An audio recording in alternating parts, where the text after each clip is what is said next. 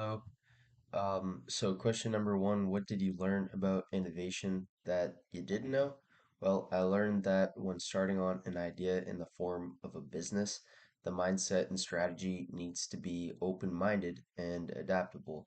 Being in a market like the brewing industry, businesses tend to focus on one segment like beer, but there are other drinks in the market that businesses specialize in, like kombucha. So it was important to note how innovation can come from taking a risk or two or asking questions that may seem dumb. Just like what Mike Harding, co-owner of Three Daughters Brewing, was saying from the Open Educator interview, how they ended up spending a lot more money on equipment early on, but this purchase enabled them to brew multiple things like cider, which was a success for them in Florida, since cider was never a large market segment in the brewing industry.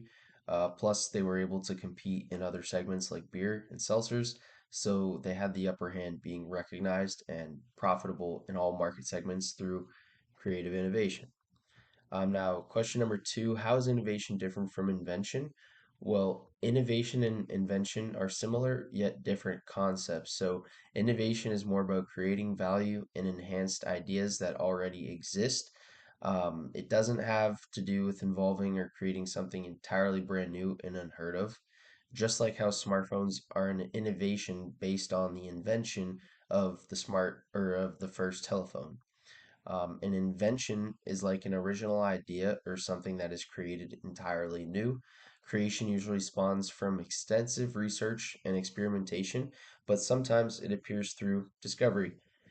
It's like bringing something into existence that didn't previously exist, just like how a telephone was created.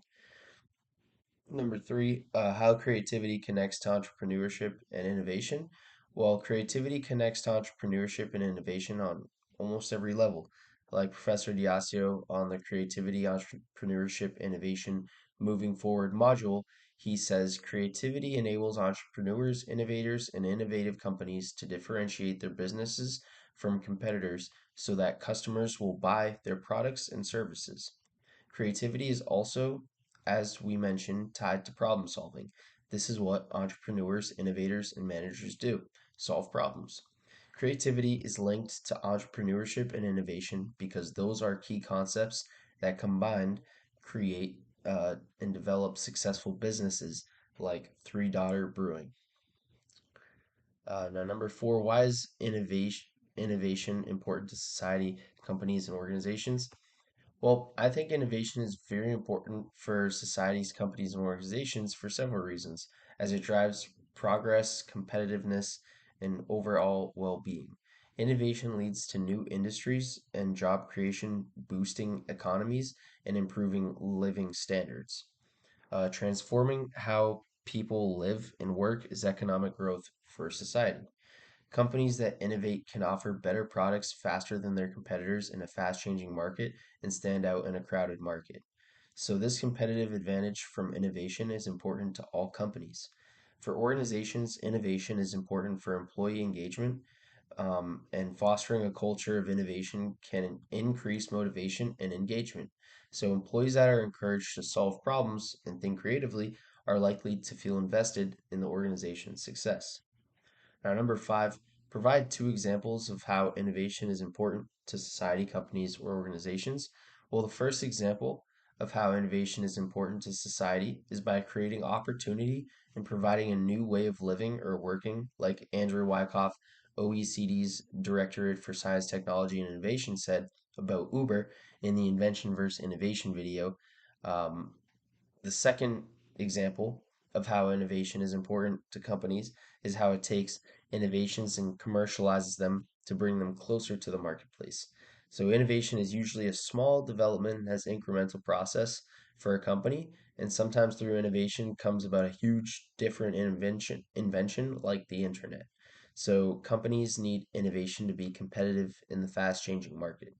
Like Uber, how that was, innovation from um, taxis, but also it was a disruptive type of innovation because it it just kept the market expanding ever more so in the transportation, but through the phone. But also like how the internet was just a huge, completely different market that's been growing ever since it was formed. Um, and he does mention that the internet was around almost 2 decades prior than it exploding to the population here. But number six here, what are two common approaches to innovation? Well, the first common approach is incremental innovation, which focuses on continuous improvements and is less risky. Now, the other common approach is disruptive innovation, which involves creating an entirely new market or fundamentally changing an existing one by introducing groundbreaking products, services, or business models, like how Alex Osterwalder said in his TED Talk, A Business Blueprint for Entrepreneurship. He says, now the question is, of course, is this only for startups? Is this only for disruptors who start from scratch? I don't think so. It's pretty amazing.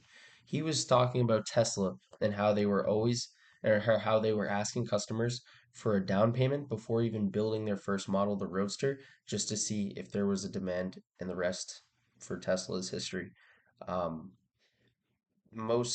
he asks if it's only for startups because most companies that are already big and established and doing well normally just kind of stick to what they're working well on and do small incremental innovations from that. They don't typically, um, you know, they're not typically a disruptive innovator to if they're already big to like keep pushing the market forward, unless they are in the future like Tesla, since there are more electronic cars now, or um, like Apple, since there are a lot of smartphones. But that's it. Thank you.